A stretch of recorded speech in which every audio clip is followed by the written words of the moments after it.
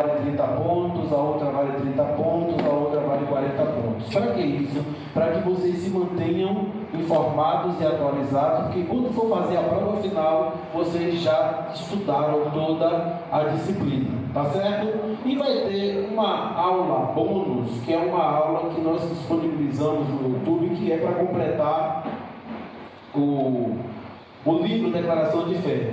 Como essas doutrinas, não é que elas não sejam importantes, é porque vocês vão estudá-las aqui no primeiro ano básico. Então foi solicitado da STADEB que desse maior prioridade àquelas disciplinas que não seriam estudadas no primeiro ano. Então as disciplinas que vão ser estudadas agora, nós iremos só passar com rapidez para vocês conhecerem, mas as outras nós vamos nos deter mais um pouco.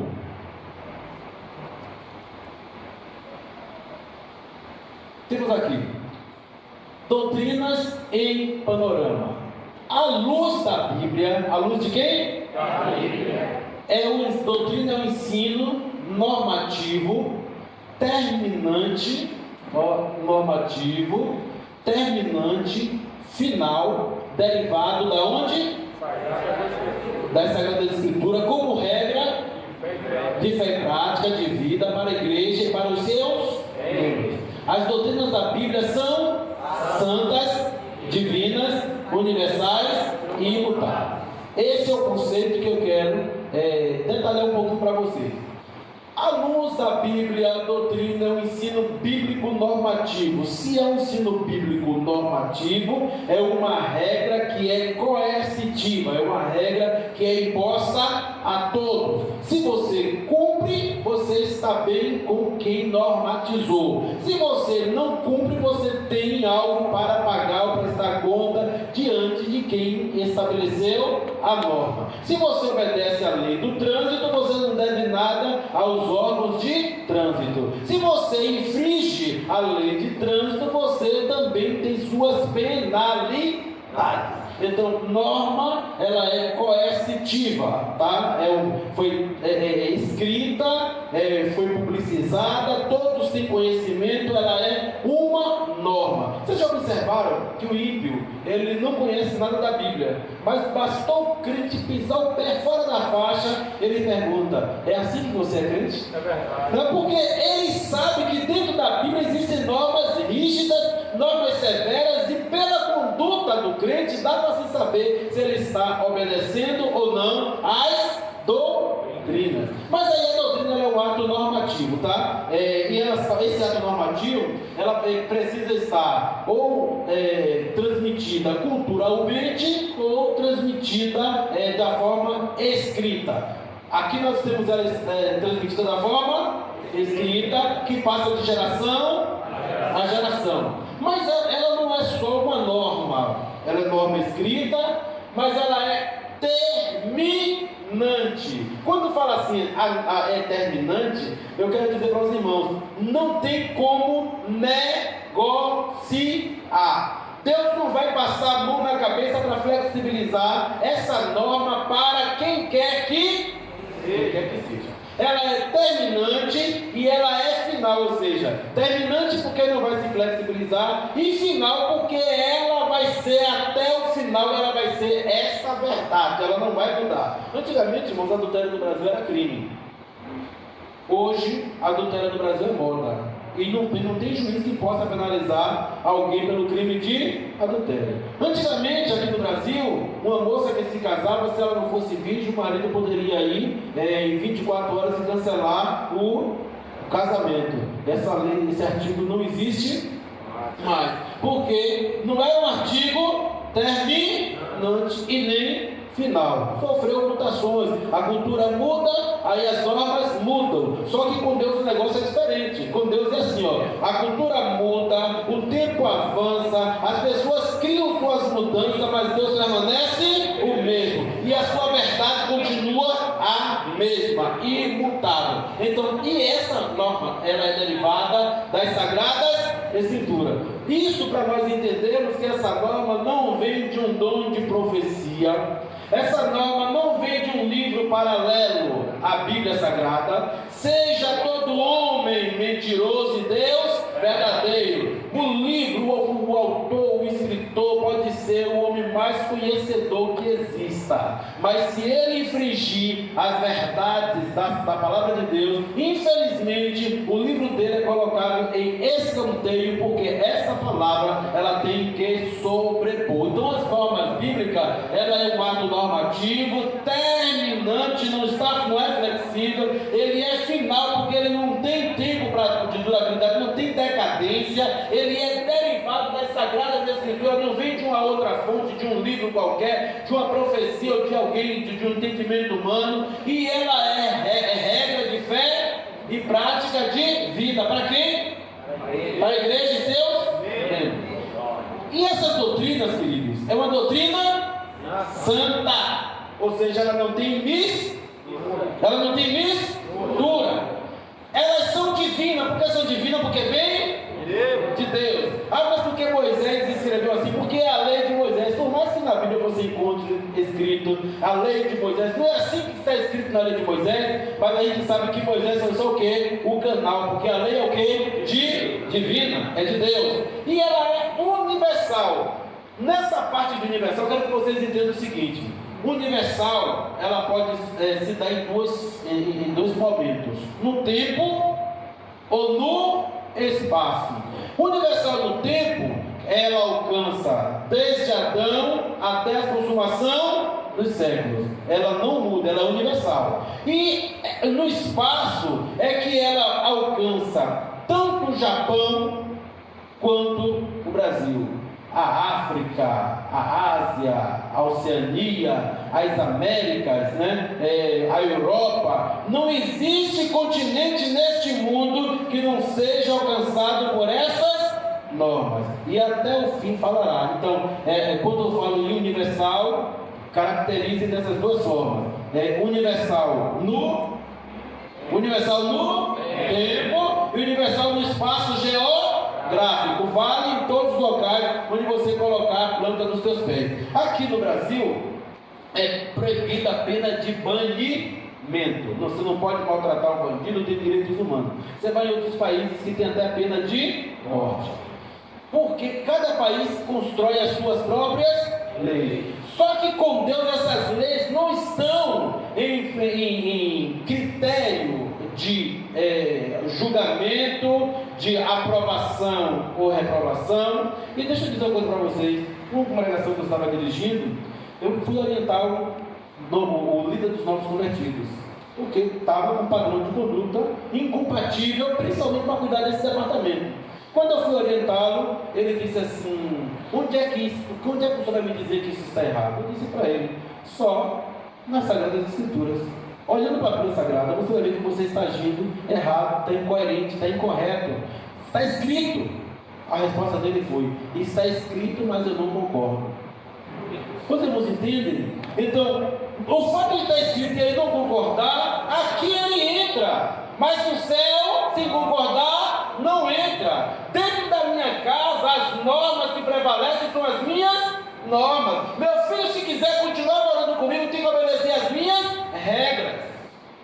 Se ele não quiser, no momento que ele tiver liberdade, ele pode ir morar na casa dele, mas ele não pode trazer quem ele quer para dentro da minha casa, ele não pode fazer o que ele quiser dentro da minha casa, botar o que ele quiser dentro da geladeira, levar o que ele quiser para dentro do quarto. É diferente. Então, aqui nessa igreja se pisa de qualquer maneira, mas na casa de meu pai, que há muitas moradas, ou segue as normas ou não. Então, isso é o que, irmãos? Doutrina. Esse conceito, eu trouxe esse conceito depois de garimpar bastante alguns livros, e o melhor conceito que eu achei foi esse. Os irmãos concordam que esse conceito é completo? Se ficar faltando aí é pouca coisa, porque ele fala da doutrina no tempo, a doutrina no espaço geográfico, ele fala da doutrina em termos de decadência da doutrina, se ela vai mudar ou se ela não muda. E por que a doutrina não muda? Porque Deus não muda. E a verdade dele também é o quê? Imutável. Assim como ele é imutável. Esse conceito é do saudoso pastor Antônio Gilberto, e esse conceito foi tirado de Doutrina Bíblica, Usos e Costumes, que foi editado pelo nosso irmão Antônio Gilberto, pela CPAD. Alguma pergunta em cima disso aqui? Enquanto vamos passar para o outro o outro slide, deixa eu comunicar uma coisa aqui para os irmãos. Tem uma passagem na Bíblia que diz o seguinte: Davi já estava na sua velhice, um homem de guerra, não é verdade? Que ele conseguiu conquistar as terras que ainda estavam na mão dos inimigos, ele conquistou e adicionou ao território de Israel. E ele, no final da vida, quem é que não gostaria de fazer uma biografia, né? Ou autobiografia, conhecer todo o projeto que fez, massagear um pouquinho o ego? E Davi estava lá e eu quero saber agora quantos somos. Algum erro, algum pecado em fazer estatística, em fazer um censo, em contar o povo? Tem algum erro? Alguma falha nisso? Algum pecado? Não. Mas Davi resolve fazer isso. Joabe disse: você tem certeza que você quer fazer? Porque ele chamou Joabe para fazer esse trabalho. Joabe disse que queria que fizesse. Joabe tentou persuadi-lo, mas ele não se convenceu. Irmão, se Joabe, capitão do exército, estava tentando convencê-lo, é porque alguma coisa tinha de quê? Errado. Ele não se convenceu. Joabe, mesmo sabendo que estava errado, ele obedeceu. O princípio da norma é a obediência. Ele obedeceu. E aí ele obedeceu, passou um mês, 2 meses, 3 meses, 4 meses, passou vários meses fazendo esse trabalho, subindo e descendo. Descia vale, subia morro, descia vale, subia morro, fazendo esse trabalho. Quando ele chega com o resultado, não lembro bem se foi 9 ou 11 meses, não sei bem, mas foi uma quantidade de meses bem grande. E ele chegou para Davi e entregou o resultado. Davi ficou com o ego massageado, principalmente porque a tribo dele, que era a tribo de Judá, era a tribo que tinha maior número de homens que entravam e saíam na batalha, saíam na guerra. E ele ficou com o ego massageado, mas uma profunda tristeza caiu no coração de Davi.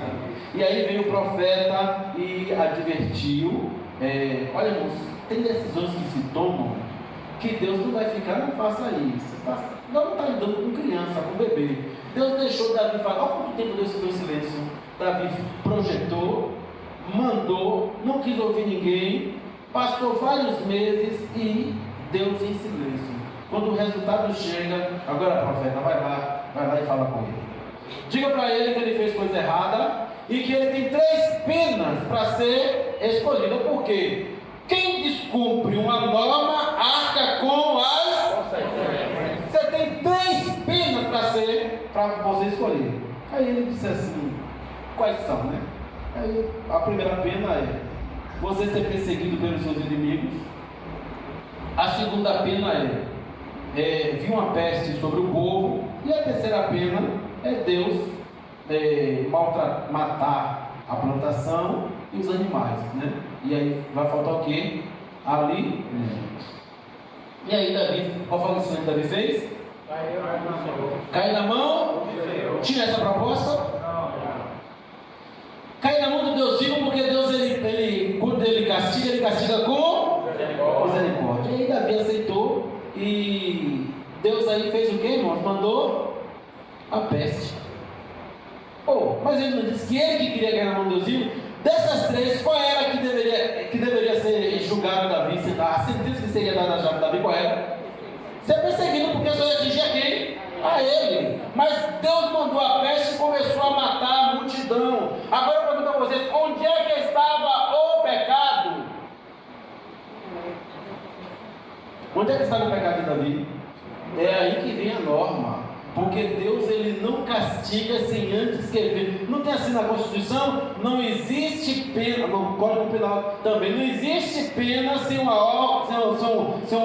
norma anterior. Se a norma não diz que isso é errado, não se pode ter o quê? Pena. Para isso é que se cria as leis, para definir o crime, a infração. Então, Deus, ele estava com Davi por algo que ele já tinha falado. Quer um exemplo? Lá as 2 filhas de Ló se deitaram com o pai. Qual foi o castigo que elas tiveram? Teve algum castigo? Não. Quando é que Deus proibiu para o homem que a filha não deitaria com o pai e o filho não deitaria com a mãe? Em Êxodo. Quando foi que isso aconteceu? Em Gênesis. E se o meu Deus é santo, ele também é justo. Ele não tinha dito. Então, agora com Davi a coisa era diferente.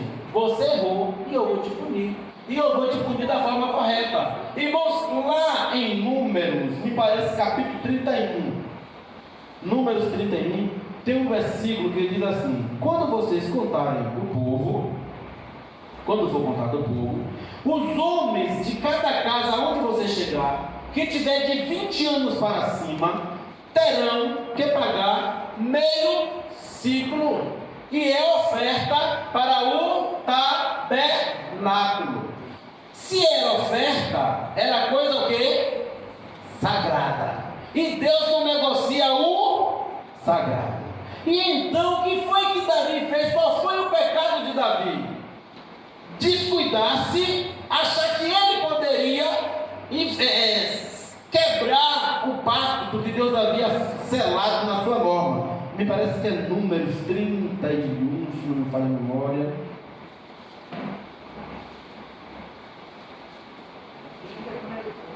Como?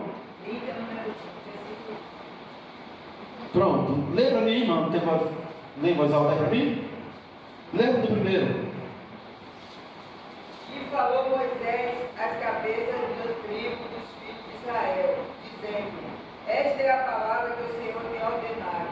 Quando o homem fizer voto ao Senhor, ou fizer juramento, engana a sua alma.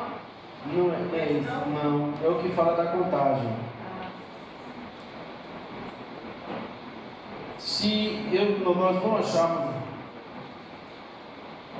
Nós não acharmos aqui, eu posto no grupo para os irmãos. Então, 31:5. Pronto. 31:4. Eu lembrava que era 31. 1000 homens de cada tribo, entre todas as tribos de Israel, enviareis a guerra. Ainda não é esse. Assim. É o que normatiza. É o que deixa bem claro assim, olha. Se contar, na casa que você chegar, contar os homens de 20 anos para cima. Se tiver um homem, vai dar meio ciclo de oferta. Se tiver 2 homens, vai ficar quanto? Um ciclo. Se tiver 10 homens, que é bom de matemática? 5 ciclos. E essas ofertas vão para onde? Para o tabernáculo. E Davi fez a preocupação de Davi de alguma forma com essa oferta no tabernáculo? Não era norma? Não era regra? Aí Davi diz assim, ó: se for descumprida essa regra, eu vou enviar peste. Caiu a ficha? Eu vou enviar peste para a terra. O que foi que Deus mandou para o povo? A peste. Então estava prescrito. Cair na mão de Deus, Davi disse assim: Senhor, tu já disse lá, eu já conheço essa norma. Tu já disse lá que seria dessa forma, então faça o que está. Quando ele disse, eu prefiro cair na mão de Deus do que ele age com misericórdia, ele já sabia que a pena era essa e Deus não ia o quê, irmãos? Mesmo que Deus tivesse propondo as três regras, Deus não ia fazer o quê? Mudar, porque já estava prescrito que seria dessa forma. Agora, que bagunça Deus faz com a estatística de Davi? Davi já sabia quantos tinha em cada tribo. É claro que já não tinha mais aquela quantidade, porque o primeiro talvez já tivesse morrido. Depois de alguns meses, as pessoas, a população ela vai se dinamizando. Nasce um, morre outro, já não era mais aquela quantidade. E depois que via a peste que morre um bocado de gente, eu pergunto: Davi sabia quantos tinha em cada tribo? Não. E aí? Não, acho que é 31 mesmo. Na minha cabeça era 31.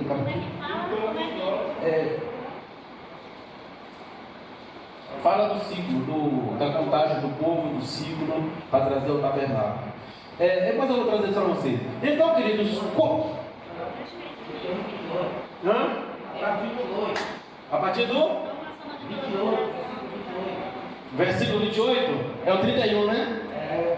Porque eu sabia que era o 31, vamos lá. Pode ler, meu irmão.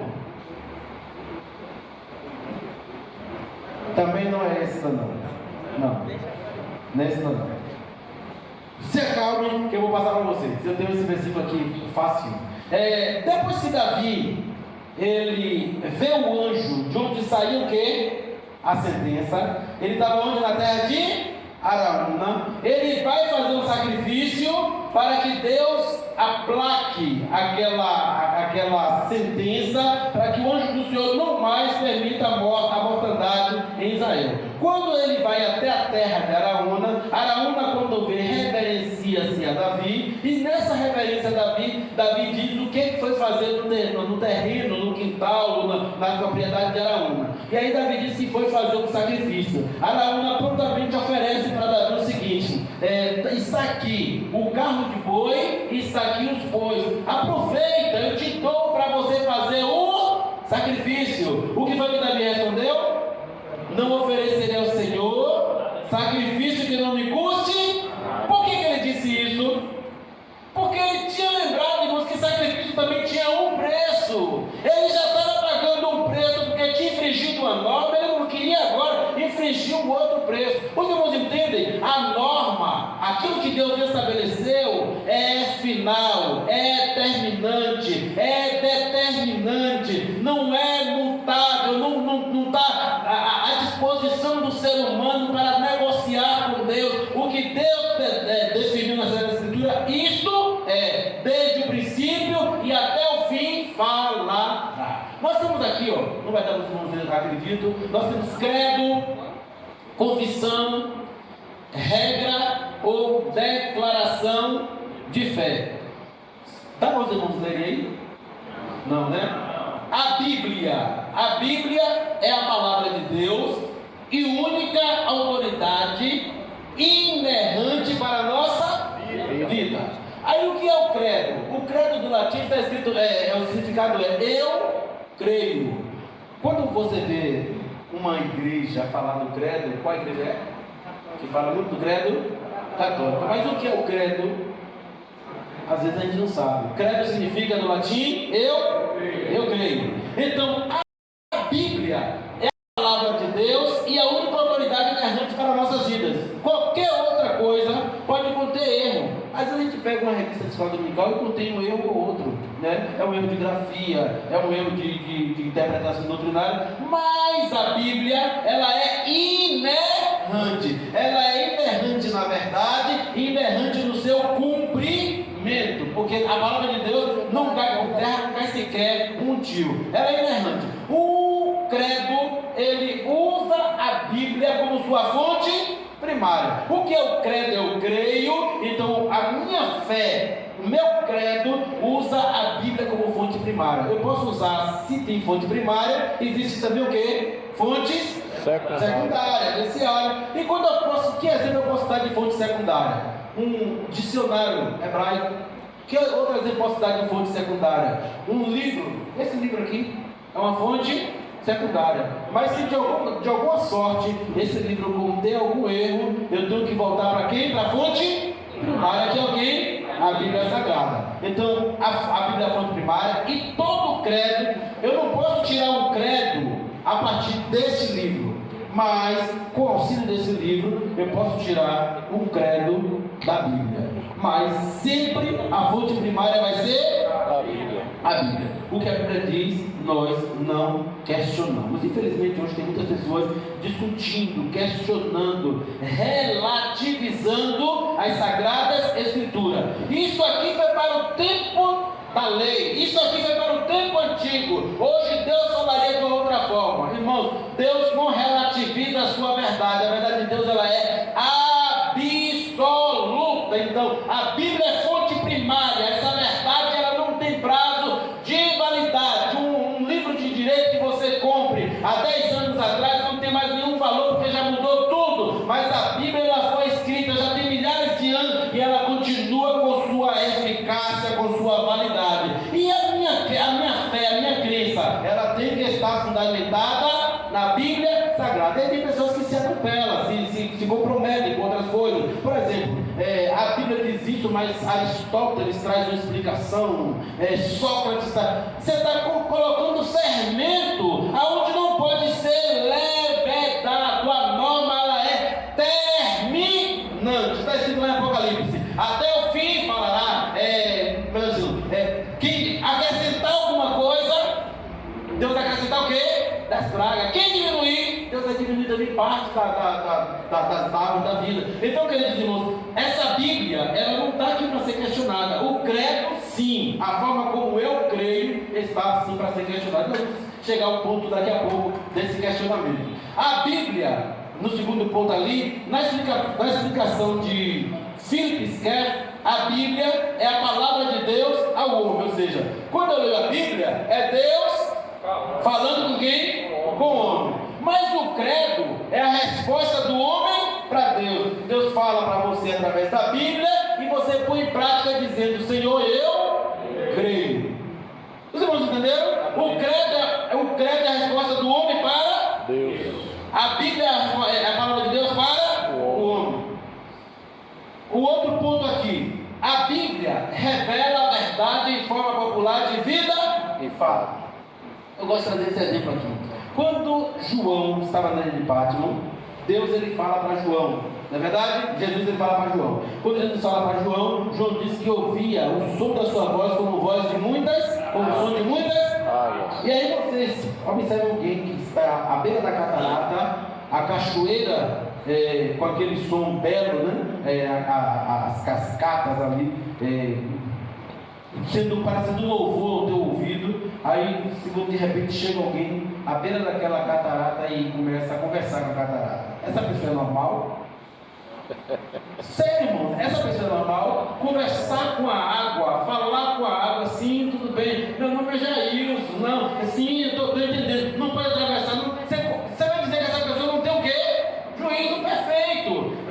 Jesus ele falava com voz de muitas águas. A intensidade da voz, mais a gente vai dizer que era como voz de trovão, ou seja, uma catarata, você ouve, você vai se afastando, de repente você não está ouvindo mais. Mas o trovão, a intensidade dele alcança vários metros de distância. Então, no trovão, a intensidade, nas zonas de muitas águas, era a forma como Deus falava para João. E como é que ele entendia? Queridos, Deus, quando ele fala através da Bíblia Sagrada, ele revela a verdade em forma popular.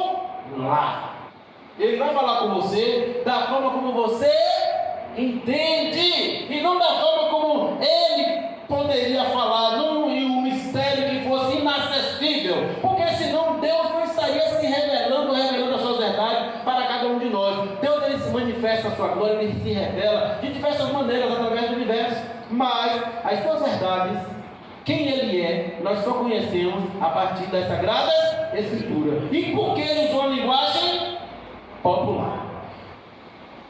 Entendemos essa linguagem popular quando um missionário chega na aldeia indígena e procura saber do cacique se ele já aceitou Jesus como Salvador. Ele diz para o missionário: como é que eu vou aceitar uma pessoa que não se preocupou em deixar um versículo dessa Bíblia sua escrita na minha língua? Ou seja, para ele essa linguagem não era popular, mas Deus fala de forma que nós compreendemos. No credo, essa linguagem popular declara a verdade em forma lógica de doutrina. Aí nós temos a doutrina da salvação, por exemplo. Nós temos essa doutrina espalhada de Gênesis, Apocalipse. A dopeca surge a necessidade de quê? De salvar. Da semente da mulher nascerá um varão que vai esmagar a cabeça da serpente. Você vai chegando vai lendo a Bíblia avançando, vai chegar lá em Gênesis 49:10. O cetro não se arredará de Judá, até que venha Siló, e a ele congregarão os povos. E aí depois, mais adiante, você ouve Jacó morrendo, e antes de morrer ele diz: a tua salvação espero ao Senhor. Eu pergunto aos irmãos: estão juntinhos cestos?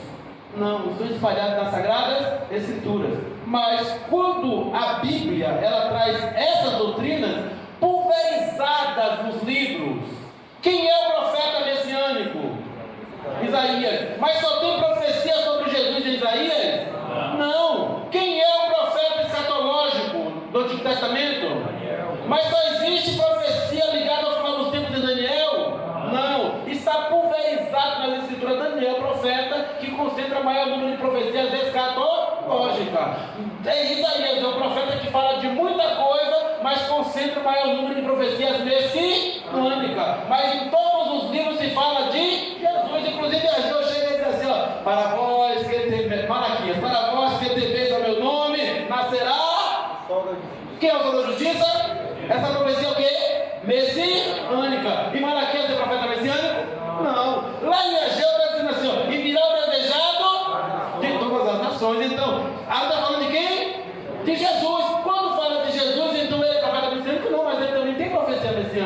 Então, as doutrinas estão espalhadas nas Sagradas Escrituras. Jó, quando ele diz assim: eu sei que o meu Redentor vive, e por fim vai se levantar sobre a terra. Está falando de quem?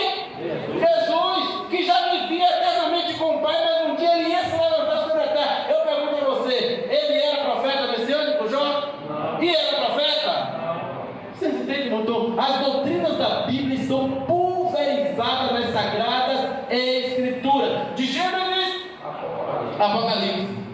Aí você não diz assim: então as profecias estão desorganizadas na Bíblia? Sim ou não? Não. Está ou não está? Não. Desorganizada está numa linha, numa sequência de organização? Não. Está organizada então? Não está organizada. Quando eu coloco no meu credo, eu coloco ela numa ordem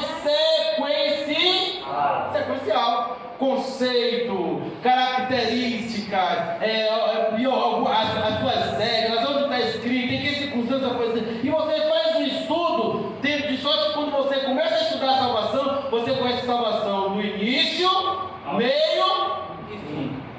E a Bíblia traz essas informações de forma pulverizada, espalhada nas Escrituras. Então, o que essa doutrina na Bíblia?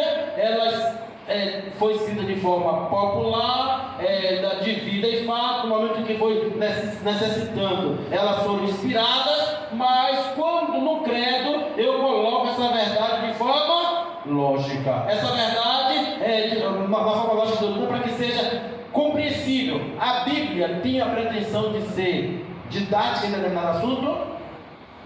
Tem a pretensão de ser didática? Olha, eu vou falar aqui, esse livro aqui eu só vou falar só de batismo com o Espírito Santo. Você vai encontrar a infusão do Espírito Santo em Joel, você vai encontrar Atos dos Apóstolos, vai encontrar espalhado em todos os livros da Bíblia. Mas quando você vai estudar um livro só sobre o Espírito Santo, você vai estudar o Espírito Santo de Gênesis a Apocalipse. Ali é o credo, é a resposta do homem para Deus. Eu creio assim. Agora, irmãos, quer um exemplo bom de doutrina? A doutrina das últimas, como é o nome dela? Escatologia. É escrito que Jesus Cristo viria, inclusive como desejado por todas as nações. Esse versículo já se cumpriu, vai se cumprir. E virá o desejado de todas, já se cumpriu, vai se cumprir. Está ali embaixo. Quantos acham que ainda vai se cumprir? E quantos acham que já se cumpriu? Olha, irmãos, essa profecia já se cumpriu. E virá o desejado de todas as nações. Ele já veio, tá? O desejado de todas as nações era esse Jesus. Ele veio exatamente para suprir uma necessidade que o homem tinha, que era ter o perdão dos seus, ter uma esperança de vida eterna. Já aconteceu? Já. Mas tem outro versículo que diz que Jesus irá outra vez, no momento, no abrir e fechar de olhos, a última promessa soará, e aqueles que morreram em Cristo ressuscitarão primeiro, depois nós seremos arrebatados. Esse já se cumpriu ou vai se cumprir? Todos dois não falam da vida de Cristo, mas estão em uma organização? Não. Se você for pegar esses dois versículos, o primeiro vai estar em doutrina da salvação, o outro vai estar em doutrina das últimas coisas, mas todos os dois falam de quê? Da vinda de Jesus. Mais adiante aqui, a Bíblia é para ser crida e obedecida. Irmãs, a Bíblia, as irmãs, a Bíblia é questionada, porque hoje a gente teve uma grande quantidade de pessoas questionando a Bíblia, né? Aí exemplo desse irmão que eu falei para os irmãos, se diz que está escrito, mas eu não concordo. Então a Bíblia é para ser crida e obedecida. Se não quer crer, se não quer obedecer, vai ficar vindo para a igreja, cultuar, adorar, mas a adoração não vai mais sair daqui desse teto. E por outro lado, no dia que Jesus vier buscar a sua igreja, ele só vai levar quem tem compromisso com a sua. Lá não entra se não for obediente às Sagradas Escrituras e quem não crê. Aí o credo nesse aspecto é para ser professado e ensinado. Eu leio a Bíblia para crer e obedecer. Eu não leio a Bíblia. Olha para esse versículo aqui. Apesar de que tem crentes assim, né? Gente, esse versículo aqui está falando para o irmão fulano de tal. Olha para aquele versículo. Seu irmão fulano de tal. Quer dizer, nunca é para ele, nunca é para ela, sempre para os outros. Mas a Bíblia, quando eu leio, Deus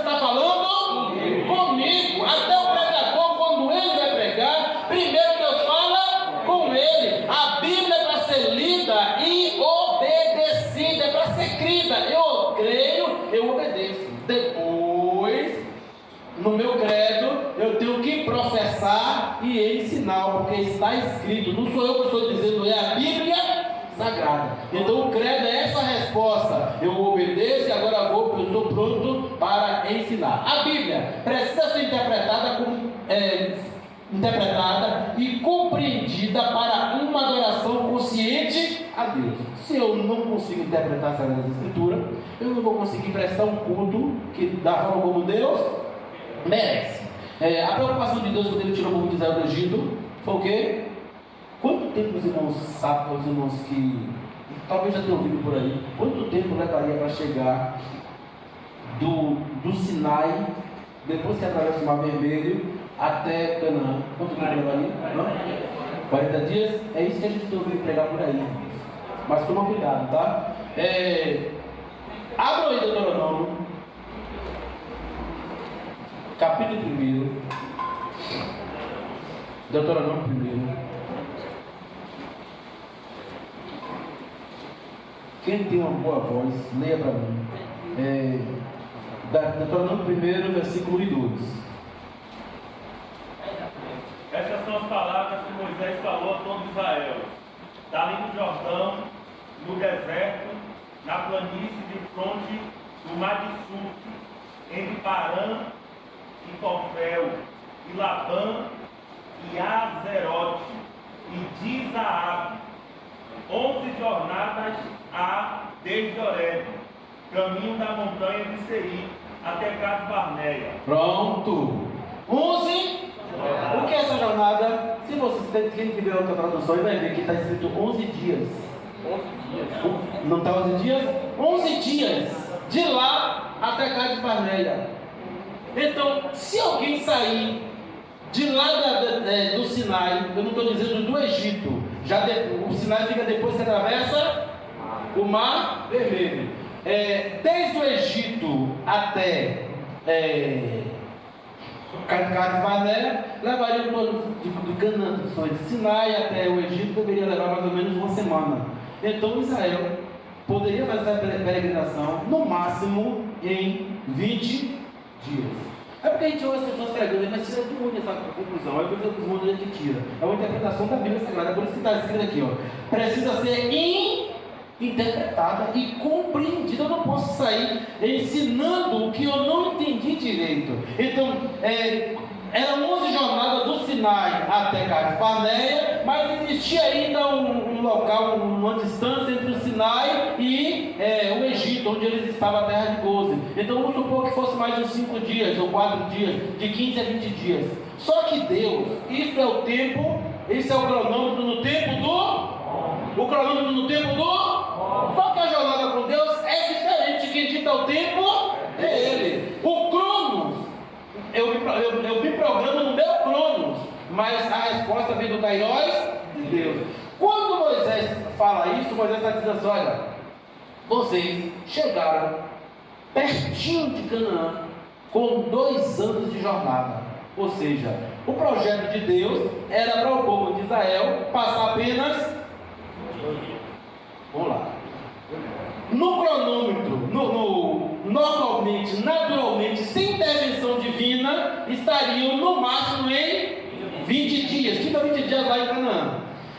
No Kairos de Deus, Deus planejou um tempo de 2 anos. Por que 2 anos? Porque ele quis saber o seguinte: que quando Moisés chegou à beira do Jordão, ele mandou espias para verificar a terra. Os espias voltaram desmaiando o coração do povo. Quando eles voltam desmaiando o coração do povo, Deus disse: vocês agora vão ficar perambulando no deserto, até que morram todos os que saíram adultos do Egito, de sorte que só entrará em Canaã as crianças e os meninos, e Josué e Caleb. Só esses 2, porque eles não desmaiaram o coração do povo, mas o restante vai ficar. E para cada dia que vocês ficaram lá em Jericó, lá na terra de Canaã, vai ser acrescentado 1 ano na vossa jornada. Eles já tinham caminhado quantos anos? 2 anos. Deus acrescentou mais quanto? 38. Porque eles ficaram quantos dias lá? 40 dias. Vocês vão entenderam? De onde é que parte os 40 dias? Nada a ver com a jornada entre o Egito e Canaã. E aí eles ficaram até lá, nesses 38 anos, Moisés também acabou cometendo uma besteira, né? E não entrou em Canaã, e foi Josué que entrou com o povo. Mas a Bíblia precisa ser interpretada e compreendida para uma adoração consciente a Deus. Lembra daquele episódio que aconteceu, que eu notei aqui, aquele episódio que aconteceu no Fantástico? O pastor que foi questionado porque ele tinha várias mulheres. Quantos viram essa matéria? Várias mulheres, e ele disse que estava na Bíblia. E ele foi lá na Bíblia, o repórter foi perguntar em que versículo estava. Ele viu aquele versículo de lá de Oséias, e ele disse que está escrito aqui, ó: vai lá e casa, vai lá, toma uma mulher e adultera com ela. É assim? Mas está escrito assim? Toma uma mulher, adultera. Ele não leu com acento. E por que ele não leu com acento? Ele também estava tomando todas as mulheres e adulterando com todas as mulheres. Falta de quê? Interpretação bíblica. E cometendo erros, cometendo pecado. E o jornalista, o repórter foi que teve que ensinar ele a ler com vírgula e pontuação. E é por que eu preciso também interpretar a Bíblia? Porque, irmãos, aquele versículo da Bíblia que está escrito, é verdade te digo, hoje mesmo estarás comigo no paraíso. Em verdade te digo, qual a pontuação que está aí? Em verdade te digo, 2 pontos. Em verdade te digo, 2 pontos. Hoje mesmo estarás comigo no paraíso. Então o que o Senhor já fez? Tirou os 2 pontos, não mudou nada e simplesmente colocou assim: em verdade te digo, hoje, botou a vírgula, estarás comigo no paraíso. Muda a interpretação? Muda. Porque Jesus disse: em verdade te digo, hoje mesmo estarás comigo. Não era amanhã, no 2000, era hoje mesmo, estarás comigo no paraíso. O Senhor já prontamente tirou, porque o paraíso deles é o paraíso na terra, né? Então ele tirou os 2 pontos, botou uma vírgula no em verdade te digo, hoje estarás comigo no paraíso. Isso pode acontecer em qualquer. Então, é preciso ter a correta interpretação, e a Bíblia exige isso de nós.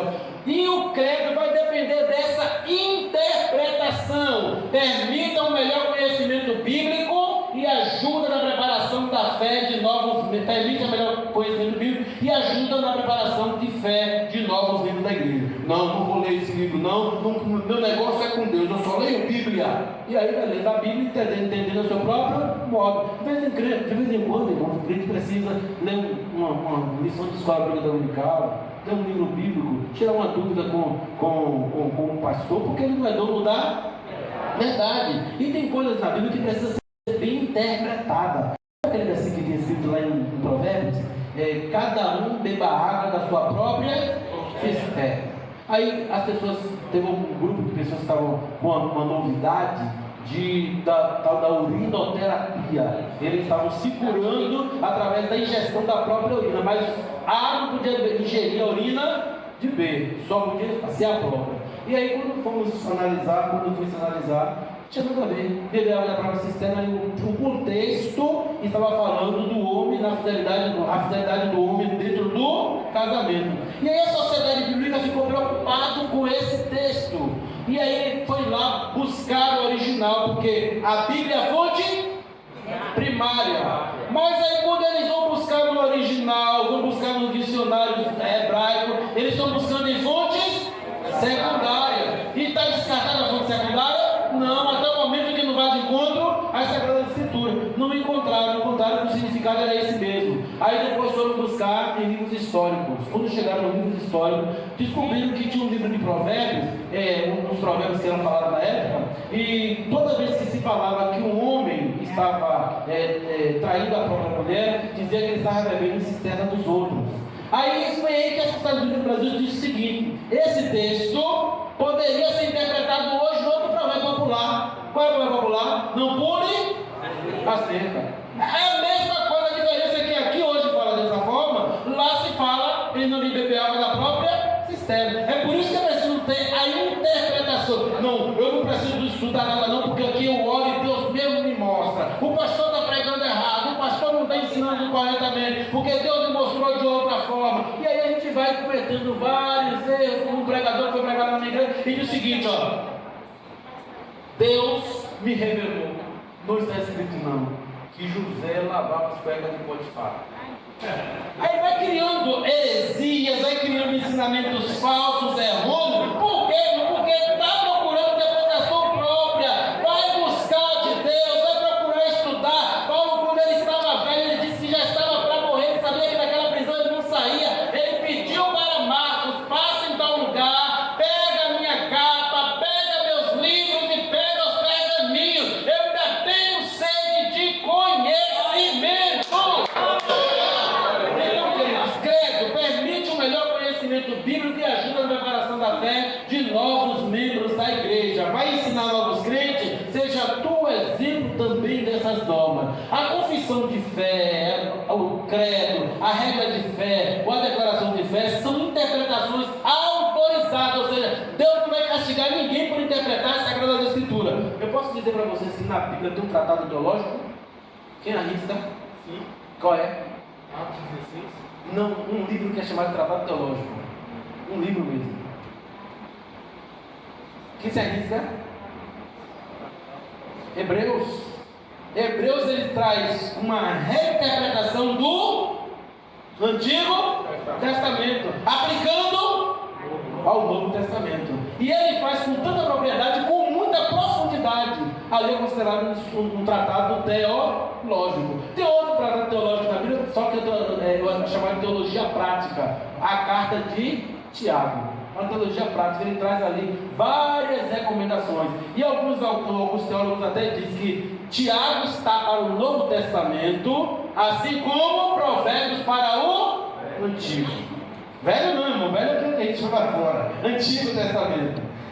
Então, querido, são autorizadas porque Deus não vai punir ninguém que interprete a Bíblia da maneira correta. Inclusive, a boa interpretação da Bíblia ajuda outros a alcançar a fé. Entendes tu que lês? Qual foi a resposta? Está autorizada a interpretação da Bíblia? Está. Para eu explicar, eu preciso primeiro compreender. Então, autorizada das Sagradas Escrituras e aceitas e reconhecidas por uma igreja ou denominação. E esses credos, em dado momento, eles às vezes são tão extensos que passam a ser estatutos, né? Passam a ser livros escritos e questionados e comentados, tá? Então, isso é o credo. Eu pergunto a vocês: o credo tem alguma coisa errada no credo?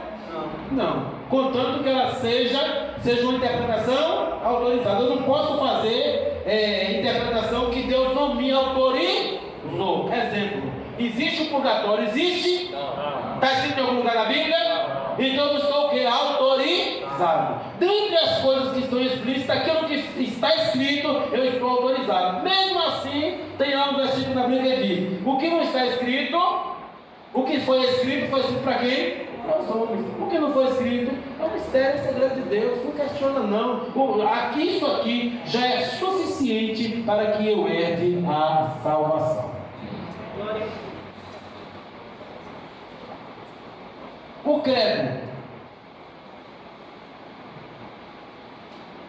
Melhorou um pouquinho? O credo, confissão, regra de fé e de prática. Período apostólico. Quando eu falo em período apostólico, eu falo, vou tentar dividir aqui duas partes. De forma didática, porque historicamente talvez não tenha acontecido desta forma, porque o nosso calendário contém um erro. Mas vamos supor que Jesus tenha nascido no ano 0. Vamos supor, porque existe uma falha de contagem aí que Jesus pode ter nascido alguns anos antes ou alguns anos depois, que não passa de 5 anos dessa diferença. Então, supondo que Jesus nasceu no ano 0, nessa suposição, Jesus morreu no ano 33.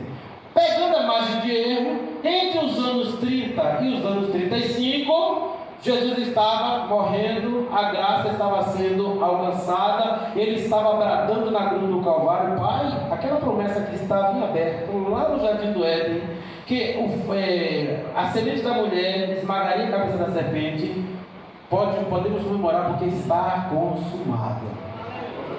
Quando isso acontece, começa agora uma era apostólica, porque Jesus deixa agora, na incumbência dos seus apóstolos, prosseguir com a pregação do Evangelho do seu Rei. Nessa época, irmãos, começou a se perceber que as pessoas que conheciam muito de Jesus estavam morrendo. E aí houve uma preocupação. Precisamos deixar esse registro para a posteridade. Então houve um homem que deu início ao registro da vida e obra de Jesus Cristo. Quem foi ele? Foi quem? Será que foi Lucas? João? Será que foi João? Marcos, ele escreve para os romanos a vida de Jesus, sua vida e obra. E ele escreve para os romanos, que não gostavam muito de estudar, não gostavam muito de ler, então ele escreve texto bem sucinto. É o menor evangelho do Novo Testamento. E ele não se preocupa nem com a questão das origens de Jesus, né? Ele começa falando de João Batista e vai adiante, não se preocupa nem no nascimento. Aí vem Mateus e escreve para os judeus. E a preocupação dele era escrever para os judeus. Ele trouxe a genealogia de Cristo. Depois ele traz para os judeus que esse Jesus sempre foi apontado pelos profetas, para que os judeus acreditassem. Como está escrito, você vai ver sempre no livro de Mateus escrito dessa forma: como está escrito pelo profeta Isaías, como foi dito pelo profeta tal. Por que ele faz isso? Para confirmar para os judeus que aquele Jesus era de fato o Messias. Aí vem Lucas e procura escrever a vida de Cristo de uma forma mais detalhada, pormenorizada, né? Para Lucas, se ele pudesse, ele dava sabor às palavras, né? Se ele fosse escrever talvez a multiplicação dos pães, ele dizia o sabor do pão, né? Porque ele vai filosofar, ele está escrevendo para um filósofo. Está escrevendo para quem? Gregos. Para os gregos, né? Pessoas que dominavam, que gostavam não bastava dizer que está caminhando debaixo do sol quente, tem que dizer que a areia do deserto queima a sola dos pés, e você, quando você está andando, você chega a sentir aquela areia queimando a sola dos pés. Então, Lucas escreve com essa riqueza de detalhes. Vem João. Nesse evangelho de Lucas, ele escreve para os gregos ou escreve para Teófilo? Teófilo era quem? Não, é isso. Ele escreve no estilo grego, para Teófilo. Então, se ele escreve no estilo grego para Teófilo, ele está escrevendo uma literatura que os gregos, que cairia na graça dos gregos. Boa pergunta. Quando João vai escrever, ele é o último a escrever o evangelho. E ele não se preocupa muito com o quê? Com os milagres, porque os milagres já estão bastante escritos, bastante enfatizados nos 3 evangelhos sinóticos, por isso são chamados sinóticos, né?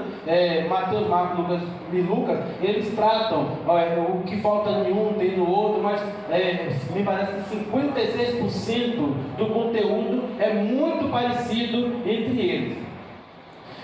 João, ele traz os milagres apenas que não foram citados nos outros evangelhos.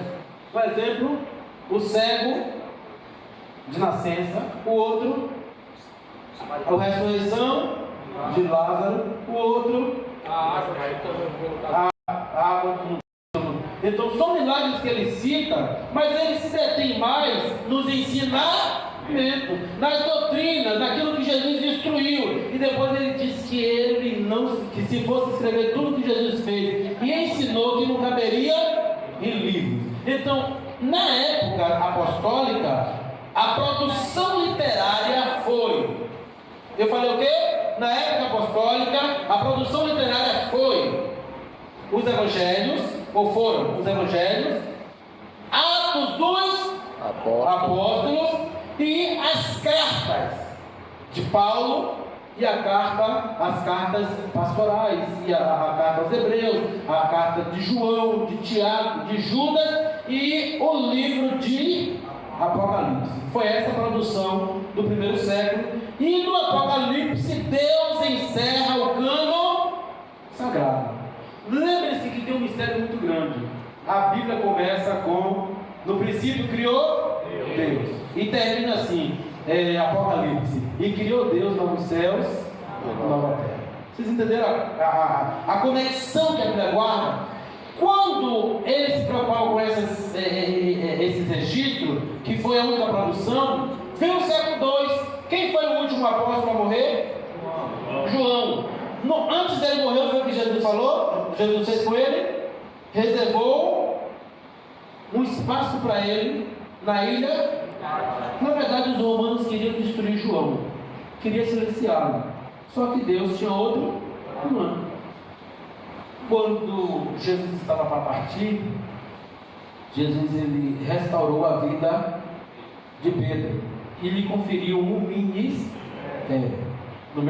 Na mesma semana, não foi? O homem tinha acabado de negar, Jesus ressuscita, pode dizer a Pedro que eu vou adiante dele, né? E aí Jesus ele restaura a vida de Pedro, não é assim? Quando Jesus restaura a vida de Pedro, me amas? Apacenta.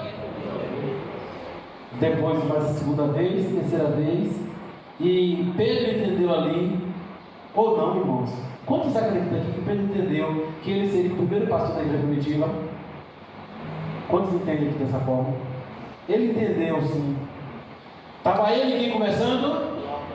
Ele e Jesus. Ele estava no particular com Jesus. De repente vinha para a Bíblia, diz que João diz assim: e vinha aproximando o discípulo a quem Jesus amava. E aí Pedro prontamente, Jesus está me consagrando, me ordenando como pastor no lugar dele quando ele vai embora. E para mim era ser João, porque João teve uma transformação muito grande nesses 3 anos, de Boanerges, né, de filho do trovão, de brigão. João passa a ser o que agora? Uma pessoa calma, tranquila, que se deita até no ombro de Cristo, né? E certamente será ele o homem que ficou mais tempo ouvindo a oração de Cristo no Getsemane, né, a oração intercessória. E aí vai ser João, o pastor, que vai substituir Jesus nessa caminhada. E aí Pedro olha para Jesus e diz assim: Senhor, tu está mandando eu apacentar rebanho. E o que vai ser desse? Aí Jesus prontamente diz assim: estou trazendo agora na mesma palavra. Isso é da sua conta? Quem te importa a ti se eu quero que ele fique até que eu venha?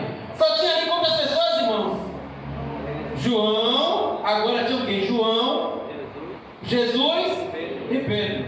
Aí João diz assim: por isso que se divulgou que João, que esse discípulo não iria morrer, que ia ficar no arrebatamento. Quem falhou se Jesus subiu para o céu? Pedro. Então, mas na verdade o que Deus queria mostrar ali é que ainda tinha um mistério reservado para João. E nós só vamos entender depois que todos eles morrem, que agora vamos pegar esse homem, vamos silenciar ele na ilha de Pátimo. Chega na ilha de Pátimo, diz a Bíblia que Jesus se apresenta a João e ele diz assim: João, agora chegou o meu momento mais íntimo contigo. E depois de 65 anos, aproximadamente, que João não via Jesus, desde o momento que Jesus subiu na nuvem ocultou, ele via agora Jesus com os olhos como chama de fogo, os olhos como o sol, os seus cabelos como lã, como cacho de palmeira, as suas vestes reluzentes, os seus pés como latão reluzente, os seus pés como relâmpago. Então quando ele vê essa glória, ele cai como se fosse morto. Levanta, porque eu sou Jesus, o que foi morto e agora estou vivo para todo sempre. Aleluia. Agora o que você vê, você escreva.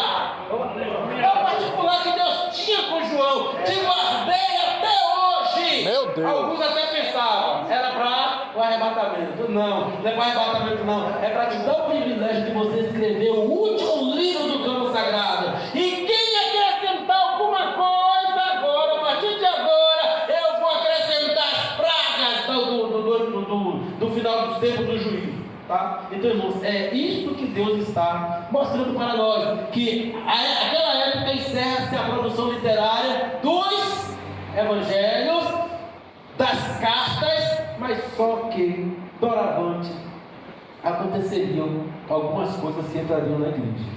Eu vejo irmãos também pregando de forma equivocada: precisamos resgatar a igreja primitiva, porque os irmãos eram unidos, porque lá tinham tudo em comum, porque lá não tinha problema.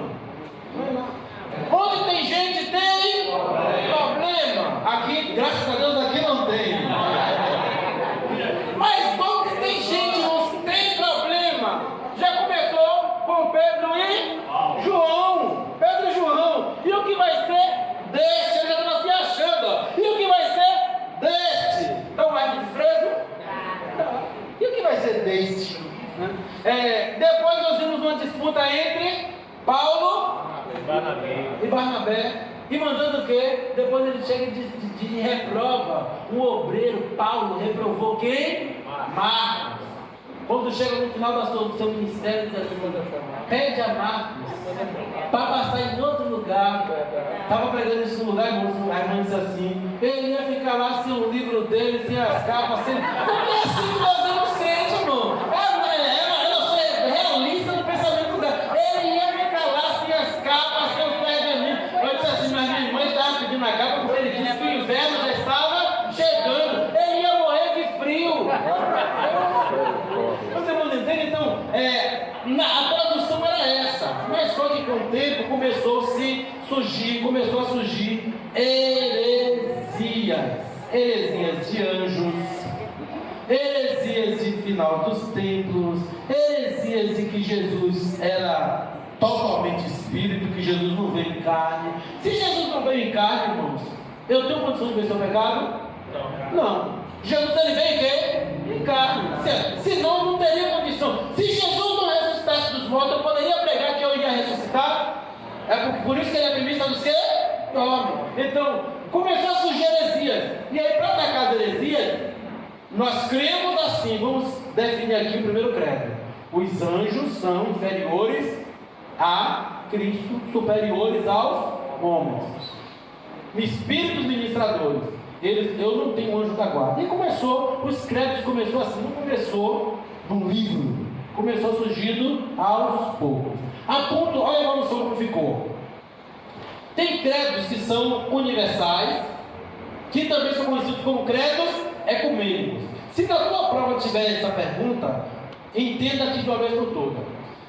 Credos universais ou ecumênicos são aqueles credos que ninguém discute. Por exemplo, nós acreditamos que Jesus veio em carne, teve o nascimento virginal por obra e graça do Espírito Santo. Tem alguma igreja que duvida disso? Presbiteriana professa isso? Batista professa? Assembleia professa? Deusa professa? Adventista professa? A Igreja Católica professa? Então isso é um credo que? Universal. Ninguém tem dúvida. Mas se eu falar aqui, depois que o homem morre, vai para o purgatório, pula os pecados, daí então ele vai para a vida eterna. Esse credo é ecumênico, é universal? Não. Está escrito na Bíblia: depois da morte, segue seu juízo. E nós acreditamos nisso piamente. Não temos o que questionar. A Igreja Católica quer aliviar, mas só que na verdade não dá para aliviar. Então, existem credos universais ou credos ecumênicos. Se tiver na tua prova, não vem para cá dizer que é coisa do cão, não. Credo ecumênico significa dizer que é um credo universal, que não entra em questionamento. É um credo convergente. É um credo convergente, não é um credo divergente. Se eu disser assim, para ser salvo tem que guardar o sábado, convergente ou divergente? Divergente. Porque somente uma religião guarda o sábado, né? E acha que deve ser dessa forma. Guardar o véu, convergente ou divergente? Divergente. Se é divergente, não é o quê? Universal e nem ecumênico. Somente aceita, mas aceita o testemunho de Jeová, não aceita que Jesus nasceu por obra e graça do Espírito Santo. Se eles não aceitam, não deixa de ser o quê? Universal. Porque aqui, são geralmente aceitos por cristãos, católicos, romanos, ortodoxos, gregos e protestantes. E só são rejeitados por seitas e grupos religiosos heterodoxos. Porque até os religiosos ortodoxos, tradicionais, conservadores, eles acreditam no nascimento original de Jesus e em outras doutrinas da Bíblia Sagrada. Aí começa dos credos, o credo do século II, Apóstolos, depois o credo de Niceno em 325, isso não vai cair na prova, credo de Niceno Constantinopolitano, que vem em 381 depois de Cristo, e aí vai aumentando o número de defesas para atacar. Professor, esses credos, eles eram concebidos nos chamados concílios? Chamado? Concílios. Nos concílios, com os pais da igreja, eles se reuniram. Teve um problema logo no primeiro século, que foi a questão da circuncisão, não foi o que mais? Comer comida sacrificada, né? O sangue sufocado, e eles precisaram se reunir para saber se ainda seria válido, seria válido cobrar da igreja gentílica a circuncisão ou não. E eles chegaram a um acordo. Qual foi o acordo? Não vamos exigir dos gentios, da igreja gentílica, que se circuncidem, porque a circuncisão tem que ser do coração e não de um prepúcio. Não vamos exigir que eles venham cumprir as festas, a Páscoa, a festa das semanas, da colheita. Eles precisam apenas se abster da idolatria, da prostituição e das comidas sacrificadas, e do sangue. Então, foi isso que foi acordado lá. Muita coisa, irmãos, somente 4 pontos.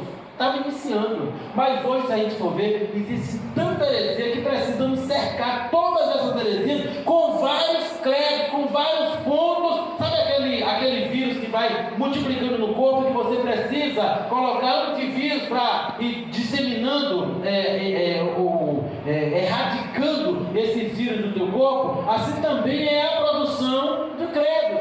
Ela tem que ser lida, reinterpretada, mas nunca anulada. Exemplo do sangue. Pode-se fazer transfusão de sangue? Pode. Testemunho de Jeová aceita? Não. O que está escrito lá, o mesmo versículo que eles interpretam de um jeito, mas interpretando de outro. Não fazer ingestão de sangue, porque o sangue é vida. Está lá escrito.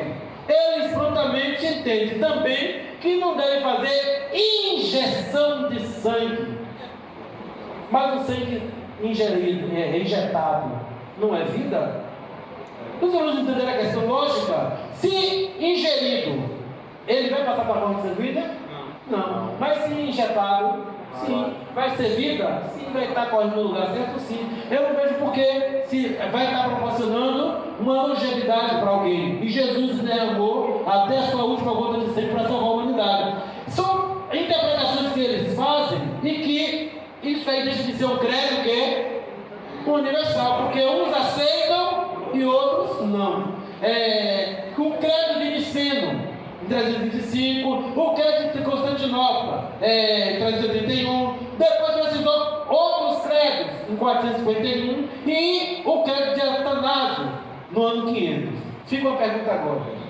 Esses credos que vão acontecendo a cada ano, eles acrescentam ou substituem os anteriores?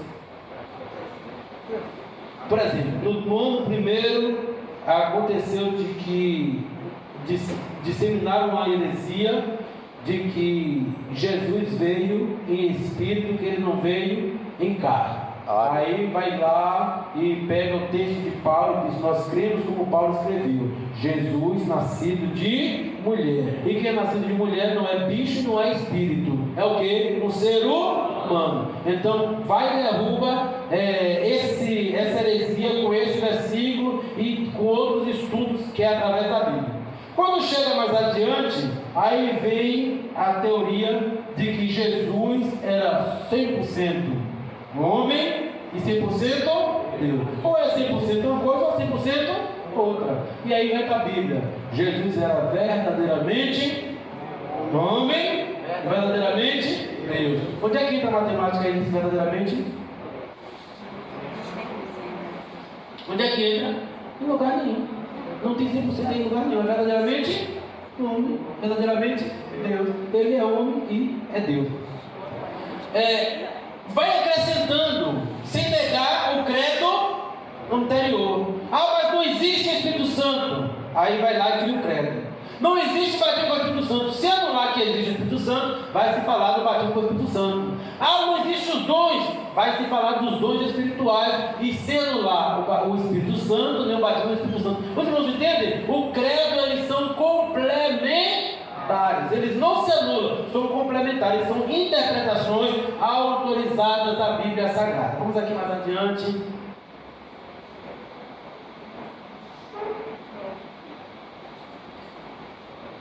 A confissão de fé é mais elaborada do que o credo, porque o credo você vai atacando o quê? Os pontos. Na confissão de fé, como ela é mais elaborada do que os credos ecumênicos, ela surgiu para descrever o testemunho dos mártires, comumente usada no período da Reforma, e as principais são: quando é que nós vamos precisar dessa confissão de fé? Quando é que ela vai existir? Depois que a igreja passa pelo período das trevas, termina que horas? Depois que a igreja passa pelo período das trevas, Constantino diz que aceitou a Jesus, não é isso? Aceitou Jesus e passa agora, ele torna o cristianismo como religião oficial do Estado. E agora começa a surgir um bocado de heresias, de idolatria. Tem a ascensão de Maria, Maria estava no purgatório, sabe onde ela estava, e de repente, no tal ano, foi revelado para o Papa que ela subiu para o céu para sentar do lado de Jesus e para ser intercessora. E aí todo mundo acreditou. Mas não pode ler a Bíblia porque a Bíblia é sagrada, é santa, o homem não pode pegar na Bíblia para ler. E aí começou a surgir várias coisas. Depois nós vimos aqui alguns patrísticos da igreja que começaram a estudar para ser padre e foram descobrindo que tinha muitas mentiras por trás desses ensinamentos. Tomás de Aquino, quem pegou o outro, Agostinho de Hipona. E aí, como é que eles começam a descobrir isso? Lendo as Escrituras, principalmente a carta aos Romanos. E aí eles começam a ver que a salvação é pela graça, que não se compra terreno no céu, que não existe indulgência, que quando a oferta cai na salva, uma alma não sai do purgatório, que não existe missa do sétimo dia, porque depois que morre segue seu juízo, não resta mais oração. E ele começa a colocar esses pontos e vai surgindo alguns credos. Mas só, irmãos, que esses homens são silenciados pela Igreja Católica. Mas chegou o tempo de 1400 e alguma coisa. 83. Mas antes. Foi quando João Rus descobre um monte de coisa errada. Ele chega e fala para todo mundo, denuncia os ensinamentos equivocados das Sagradas Escrituras. E aí pegaram ele e sacrificaram. Quando ele estava sendo sacrificado, ele disse: hoje vocês estão matando um ganso, mas daqui a 100 anos Deus vai levantar um cisne e vocês não vão poder fazer nada. Meu Deus. Quando chegou com... Isso foi em 1400 e pouco, logo no início. Quando chegou na era dos idos de 1500, Deus levanta quem? Martinho Lutero, com outra estratégia. Eu não vou me levantar, me insurgir contra a Igreja Católica, porque vão me dizer que eu sou um herege e vão me condenar à forca, vão me condenar ao apedrejamento, a ser queimado vivo. E aí ele se escreveu as 95. Pergunta os irmãos, se tinha a necessidade de 95 teses, era porque existiam muitas do que heresia. E ele espalhou essas 95 teses para um bocado de gente influente. E quando ele foi colocar na porta da igreja, lá da paróquia que ele foi colocar, não podiam fazer mais nada porque a população já estava a favor dele. E quando vão fazer isso, ele tem proteção de algumas pessoas importantes da época. Mas aí, irmãos, surge uma cisão da Igreja Católica, porque a Igreja de Cristo ressurge, volta-se agora contra a idolatria e contra os ideais da Igreja Católica Apostólica Romana. Até hoje nós temos a Igreja Católica Apostólica Anglicana, temos a Romana, e criou-se também os outros que não ficaram nem na Anglicana nem na Romana e viraram o quê? Protestante, tá? Aí eram chamados de herege, protestante. Mas aí a obra não parou, porque foram descobrindo que tinha muito mais coisas erradas que eles ensinavam. Aí surge a necessidade da confissão de fé. Aí eu pergunto a vocês: o que é maior, mais contundente, mais abrangente? É o credo confissão de fé ela é muito mais abrangente, ela é um tratado. E aí, nesse tratado de confissão de fé que foi elaborado pelo Conselho de Ecumênico, surgiu para descrever o testemunho dos mártires, comumente usado no período da Reforma. E as principais são a confissão de Augsburgo, que é de Lutero, que é de 1483 a 1546, foi quando ele nasceu, mas essa confissão, lembra quando vocês. Meu marco é esse, tá? Quando foi o Brasil foi descoberto?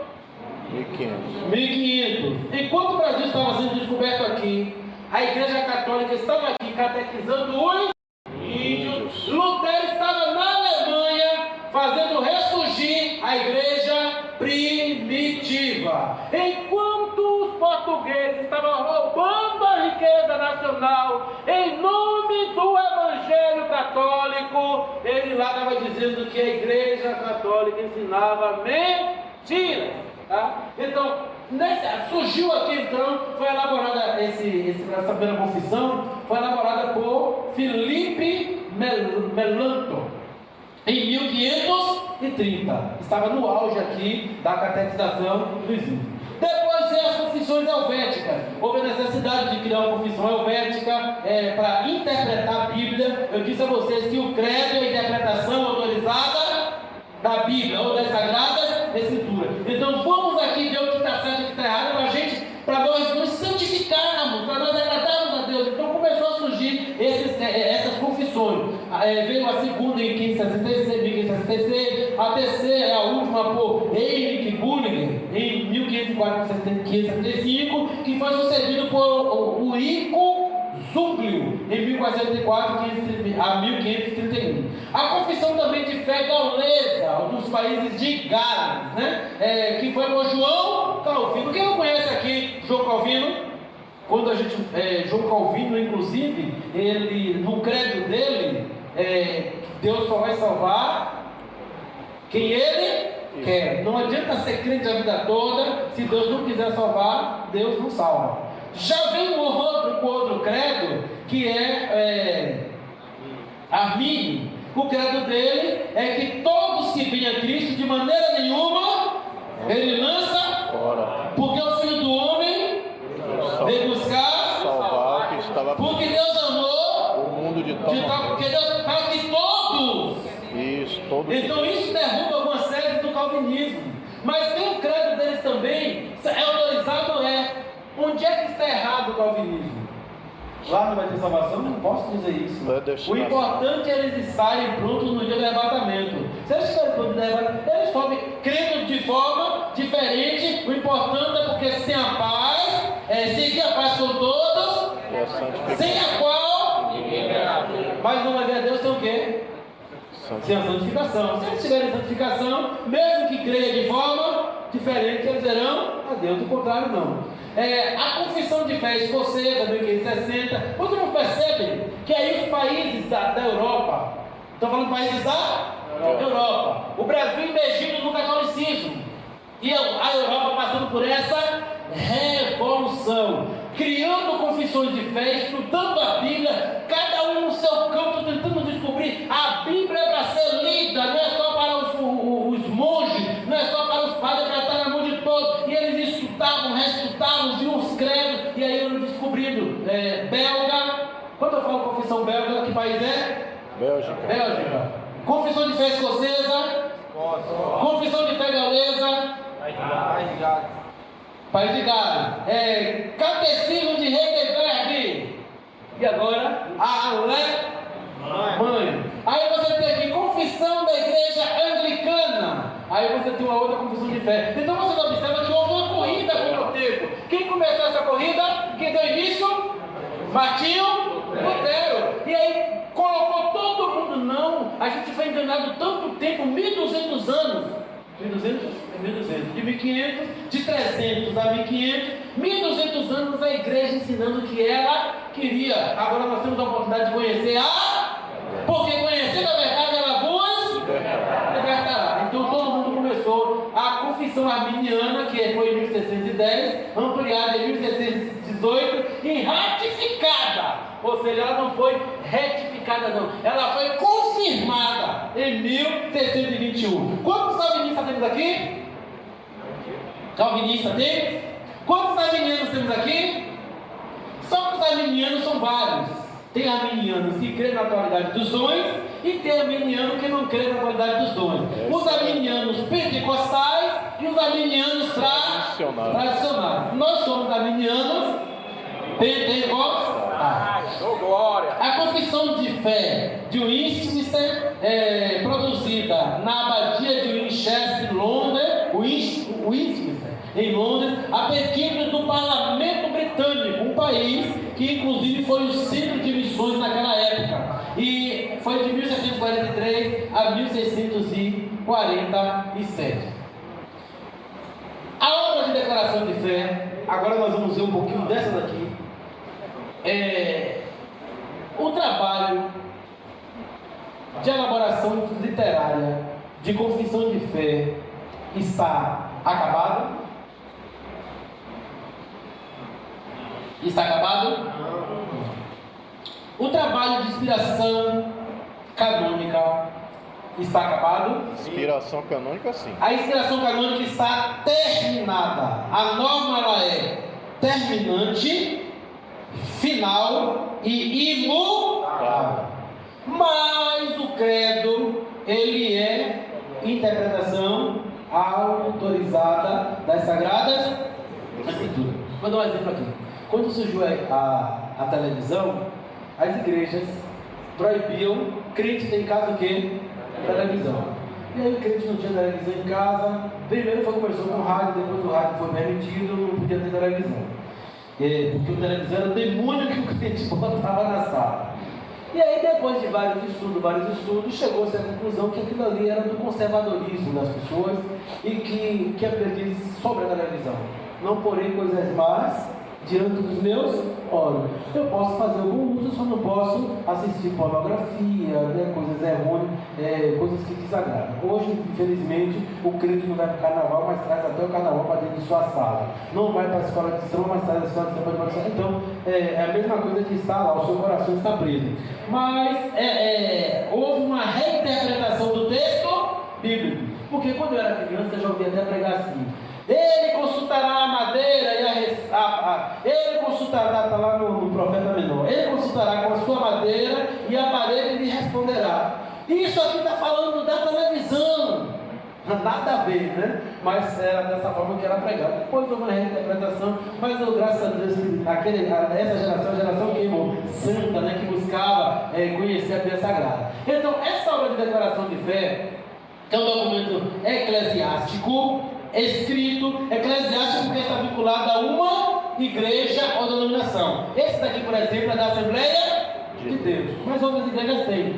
Escrito e organizado sistematicamente. Se você pegar eles aqui, eles vão ter, vai falar sobre as Sagradas Escrituras, sobre Deus, sobre a Trindade, e vai falando sobre algumas outras doutrinas, e aí termina uma, entra em outra. Aí traz ensinos oficiais da Assembleia de Deus, com a interpretação autorizada, da Assembleia de Deus no Brasil, ensinada desde a sua fundação por quem? Daniel Beck e Gunnar Wigg. Porque as Escrituras Sagradas precisam ser interpretadas para que todos conheçam a sua mensagem. Mas aí não começou com um livro. Em 1919, a Assembleia de Deus tinha um livro chamado, tinha uma editora chamada Boa Semente. E esse jornal Boa Semente trazia textos da reflexão da Bíblia Sagrada. E foi publicado um artigo já bem evoluído, chamado O Nós Cremos. Um artigo que foi, talvez, de 2 folhas de jornal, que foi publicado. Era esse nosso credo, era essa a nossa confissão de fé. Na Boa Semente, com linhas mestras de nossas crenças. Depois veio a restrição, a reedição desse artigo no Som Alegre, que foi em março de 1930. 11 anos depois, a igreja já estava com 2 jornais. Já tinha publicado em um e agora publicou em outro. O primeiro jornal, se nós perguntarmos, foi Boa Semente. O segundo jornal foi o quê? O Som Alegre. Quando chegou no ano de 1930, a Convenção Geral resolveu ter uma casa só publicadora, para não ter duas. Nenhum rei dividido contra si mesmo prospera. Não quero publicar no Bolsa Família, não quero publicar na outra casa. E aí fica divisão, né? Mas o meu livro é melhor, o revisor é melhor, porque foi no Boa Semente, não foi no Som Alegre. Mas o meu é mais atualizado, porque o meu foi revisado pelos editores da Som Alegre. Não, vamos criar um só que vai ser o Mensageiro. O Mensageiro? E aí, esse artigo, ele foi publicado no Mensageiro da Paz, sob o título O que ensinamos, e não mais o que nós cremos, mas o que ensinamos, porque se eu creio, eu tenho que fazer o quê? Ensinar, porque ensinamos. Depois veio o missionário Santo Nelson, em que creem os pentecostais, aí já amplia mais ainda. Depois vem o missionário americano Theodore Richard, e aí acrescenta mais alguma coisa, de sorte que o nosso credo continua o quê? Evolução. Na década de 60, 70, aí os irmãos tiveram a ideia: vamos construir, como as outras igrejas têm, um estatuto. Irmãos, os irmãos, aqueles irmãos, as irmãs do cocô, os irmãos do paletó que não podia ser rasgado atrás, né, que eram santos, né, eles começaram a questionar: não podemos fazer estatuto, isso é coisa do mundo, isso é coisa da igreja católica, isso é coisa dos crentes tradicionais, a gente não pode se envolver com essa moda, com esse modismo. E aí eu sei que foi muita luta, mas em 1970 começou a se escrever, aqui ó, 1970, ainda que o tema não tenha sido nível oficial do SEMAR, as reuniões convencionais debateram-se nas Assembleias de Deus que deveria ter um credo. Os contrários diziam que isso era coisa de católicos e de protestantes tradicionais, uma vez que a Bíblia é nosso credo, não precisa de confissão de fé, basta a Bíblia, a gente interpreta a Bíblia. Outros entendiam que a elaboração de um documento dessa natureza era importante, e é esse cremos que nós temos hoje. E diz Israel: o nosso cremos, publicado em cada edição do Jornal Mensageiro da Paz, a partir de junho de 1969, tem sido submetido a revisões importantes. Então, desfazer delas, não, mas complementar sempre. Aqui mais adiante, se na inspiração divina nós cremos, olha o que nós cremos. Na inspiração verbal, vocês vão ler só o dever da mão, para terminar aqui. Nós cremos na inspiração verbal e plenária da Bíblia Sagrada. Isso é o quê? Ideologia. Não abrimos mão de crer na Sagrada Escritura. Nós cremos em um só Deus, eternamente subsistente em três pessoas distintas. Teontologia. Nós cremos no Senhor Jesus Cristo, o Filho unigênito de Deus, plenamente Deus e plenamente homem, ou verdadeiramente Deus e verdadeiramente homem. Cristologia. Nós cremos no Espírito Santo, a terceira pessoa da Santíssima Trindade, consubstancial com o Pai e o Filho. Nós cremos na pecaminosidade do homem. Antropologia, ramartiologia. Nós cremos na necessidade absoluta do novo nascimento pela graça de Deus, mediante a fé em Jesus Cristo. Novo nascimento, soteriologia, porque se fala de quê? Salvação. Nós temos no perdão dos pecados, na salvação plena e na justificação pela fé. Salvação também é o quê? Na igreja, que é o corpo de Cristo, coluna e primeiro da verdade, uma santa, una, santa e universal. Eclesiologia. Nós cremos no batismo bíblico, efetuado por imersão nas águas. Porque a doutrina também de quê? Daí, da igreja. Então, queridos, esse cremos nosso, nos reporta a doutrina que vocês vão estudar ao longo do curso. E essas doutrinas são interpretações autorizadas. Então, o que é essa última aqui? Nós cremos na segunda vinda de Cristo em duas fases distintas. Escatologia. E em duas fases?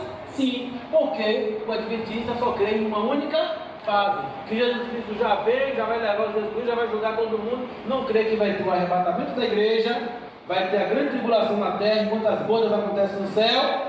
A grande tribulação acontece na terra. Quando passar os 7 anos de boda do Cordeiro, passa os 7 anos de tribulação. Jesus, antes disso, manda o anjo descer fazer uma faxina nos ares, manda Satanás vir à terra. Aí vai se ouvir aquela voz: ai dos que habitam na terra. E aí Jesus desce com a sua igreja para reinar 1000 anos com Israel. Isso é o quê? Escatologia. Nós cremos nessas duas fases da segunda vinda de Cristo.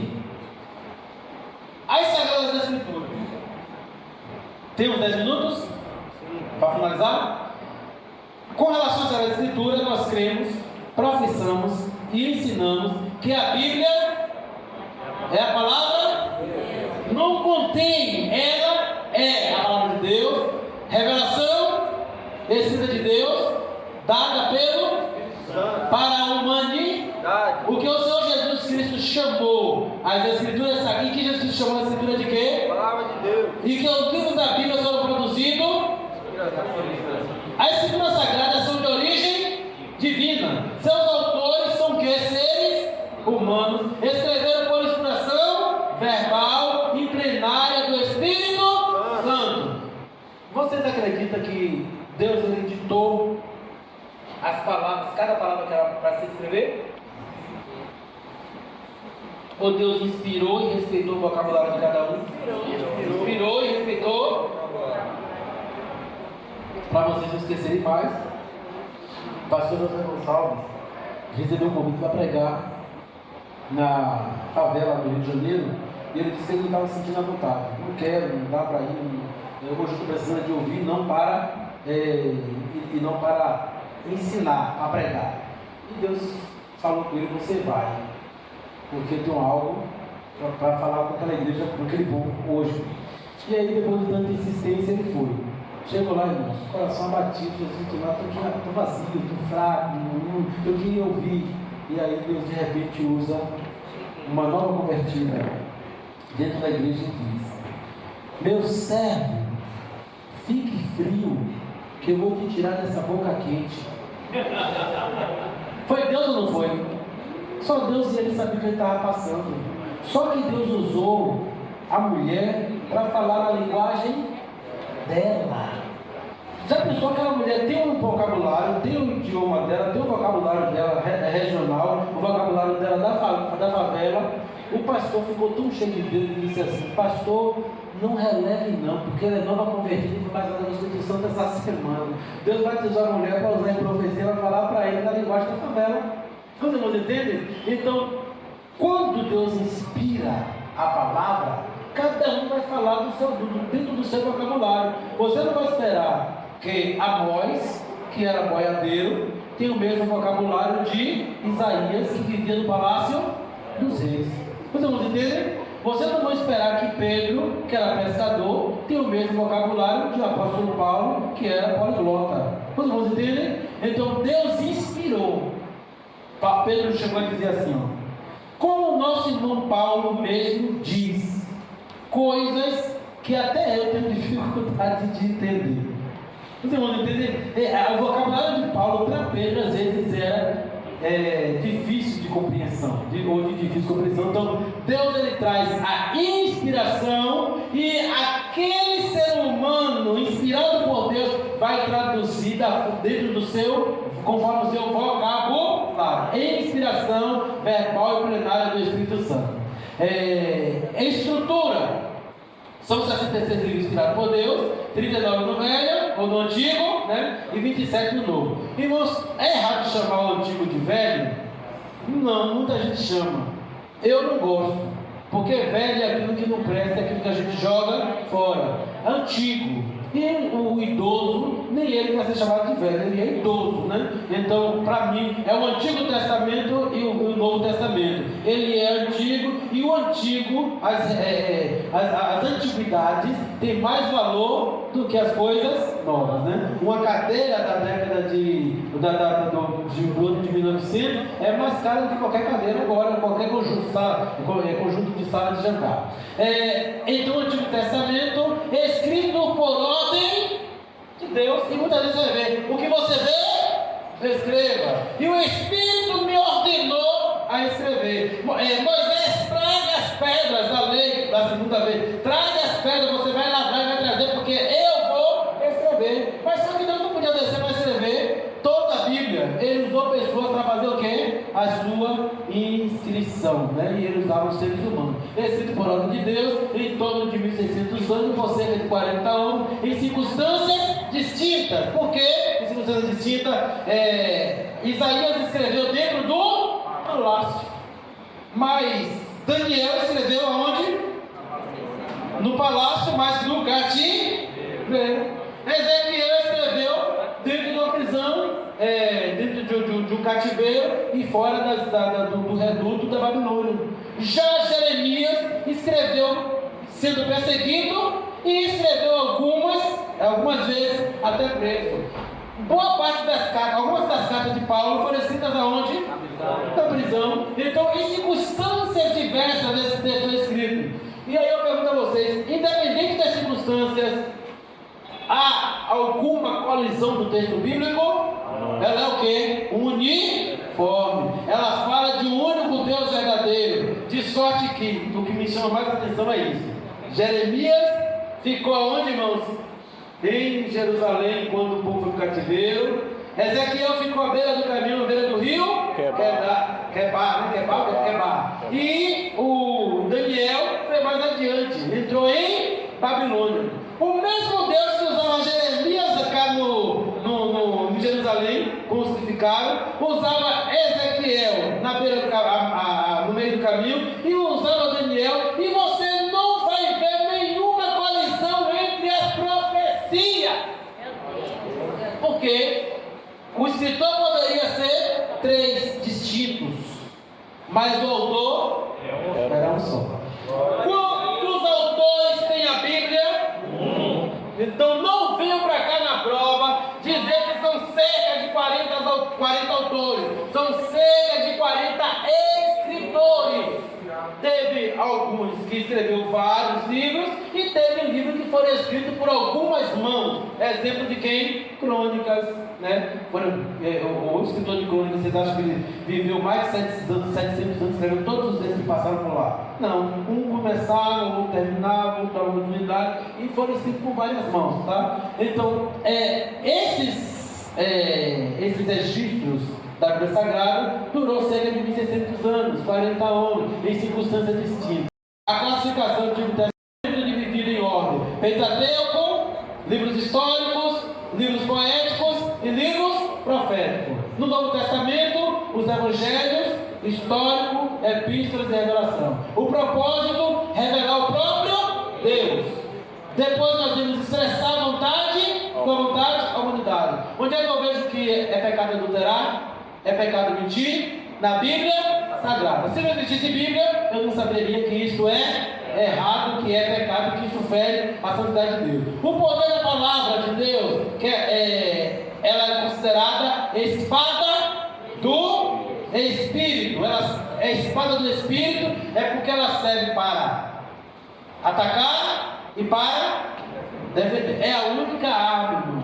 Você não vê nenhum soldado pegando o capacete e jogando no outro. Você não vê pegando a armadura, porque capacete é armamento de defesa. O escudo é de quê? Defesa. Mas a espada não. A espada você ataca e você se defende. É por isso que a Bíblia ela é este armamento de guerra. Tá? Mas ela é a espada do Espírito e não a espada da carne. Hoje eu pego fulano de tal. Vou chegar na igreja, hoje eu vi fazer um negócio errado. Eu vou chegar na igreja e vou pregar. Se ele estiver lá, eu vou pregar, ele vai ter que ouvir. Aí pega a palavra e usa para se vingar do irmão. É a espada do Espírito, não é a espada da carne. Livro apócrifo. O que são livros apócrifos?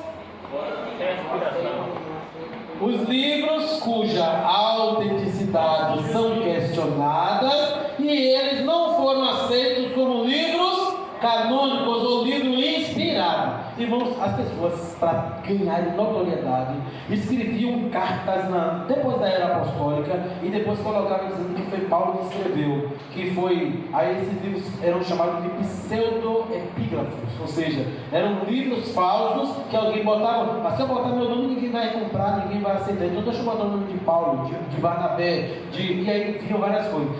Outros livros que nós temos são livros que não guardam a veracidade. Vocês sabiam que Tiago, Judas, irmão de Jesus, escreveu o evangelho que não foi aceito? Sabe por quê? Ele não quis seguir a Jesus. Ele disse que Jesus deveria ir para Jerusalém para ser morto lá porque ele não acreditava em Jesus, como é que ele vai escrever sobre uma vida que ele não acompanhou? Os irmãos entenderam? Não foi aceito. Somente 4 evangelhos foi aceito. Então existem os livros apócrifos e os livros pseudo-epígrafos, que é o falso escrito. Todos os livros, eles têm um escritor por trás. Só tem uma carta no Novo Testamento que não se sabe de fato a sua autoria, que é a carta aos Hebreus. Alguns dizem que foi, mas outros estudiosos dizem que a carta não se parece com a redação dada por Paulo, e eu concordo em partes. Mas com certeza era um homem que conhecia bastante da lei, conhecia bastante dos ritos judaicos. Paulo tem uma formatação que é única nas suas cartas, tanto início, como meio, como fim, e você não vê essa presença no livro dos Hebreus. Professor, só uma dúvida que na verdade tentando entender. A gente está falando quase tudo na aula sobre salvação, sobre ir morados com Jesus, né? E aí, nós que somos evangélicos seguimos uma vida cristã através da Bíblia. Porém, a gente mesmo da igreja também, alguns irmãos da igreja, sempre comigo, quando a gente vai visitar o irmão no hospital, que não é evangélico, ele aceita Jesus e vai morar com Jesus. Exatamente. O batismo, inclusive, não é pré-requisito nessa situação, porque a conversão, né, que crê com batizado será salvo, mas o que não crê que vai ser condenado. Se ele creu e aceitou, ele vai ser salvo. Né? É aquela questão da lógica. Você de sua... Eu não lembro de Judas que o senhor falou, que Judas escreveu o livro, mas qual foi essa? O Evangelho, ele escreveu um Evangelho. O Evangelho de Judas não é Judas Iscariote, é Judas, irmão de Jesus. Não foi, a carta dele foi aceita. Está lá na Bíblia Sagrada, a carta foi aceita. Mas o Evangelho não. O Evangelho só tem 4. Finalizando aqui, a mensagem da Bíblia, a comunicação é clara, é objetiva, é entendível, é completa e amorosa de Deus. Deus não fica fazendo rodeio. Não matarás e ponto final. Se matar, aí Deus consequência. A comunicação ela é objetiva e é entendível. Todos podem entender o que na Bíblia está escrito. E ela é completa, é amorosa. Deus vai precisar hoje e está colocando novas regras, porque a população do mundo que está ali está escrito e serve para tudo e serve para todo o tempo. Deus abençoe aos irmãos. Hoje à noite estou colocando no grupo o material para vocês acompanharem, e já vou colocar o link da primeira avaliação e dizer quando é que esse link vai encerrar, tá? E aí vocês fazem essa prova, vão ser 3 provas parciais, uma relacionada a essa aula, a outra da segunda aula, terceira, e por fim vão fazer uma prova valendo 100 pontos, que era para nós termos a média. As 3 avaliações parciais valerão 100 pontos, tá? Uma 30, outra 30 e outra 40, 100. Afinal vale 100, 100 mais 100, 200 dividido por 2 dá 100. Quem tirar os 200 pontos vai ficar com média 10. Agora precisa, além de tudo, estudar. Quem quiser comprar declaração de fé na Livraria Assembleia de Deus, vende, e na CPAD também vende. E eu aconselho os irmãos que tenham, porque é um bom livro de cabeceira. Alguma coisa? Alguma pergunta? Oi? A foto do livro, vou colocar. Vou colocar hoje no grupo. Estão todos no grupo aqui? Confirmado que vai ter aula Pronto, é bom negociar isso. Você, eu estou reconhecendo você. Na próxima quinta é feriado. O que foi que ficou definido aqui com a direção da escola? Não vai ter aula. Então vamos fazer um acordo. Eu tenho, dentro desse material, eu tenho uma aula em vídeo. Eu vou soltar essa aula em vídeo na próxima quinta-feira, e a avaliação dessa aula, que aí já adianta para vocês, que são as doutrinas que nós não vamos estudar aqui em sala de aula. Vocês vão ver isso de forma remota. Concordam? Porque eu ia fazer depois da terceira, mas eu posso antecipar elas na próxima quinta-feira. Vamos sair, pés.